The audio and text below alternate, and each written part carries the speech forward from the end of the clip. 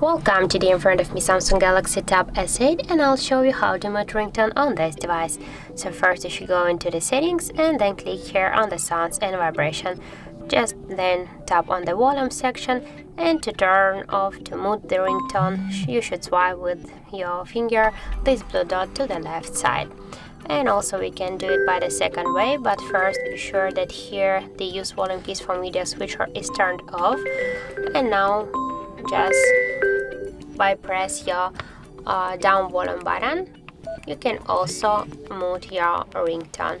And also we got this third way how we can do that. Just press your up or down volume button, that doesn't matter, and you'll see the volume panel, and just by swipe with your finger to the down you can also mute your ringtone. So that's it, that's how it looks. Thank you guys for watching, and if you find this video helpful don't forget to leave a like, comment and to subscribe our channel.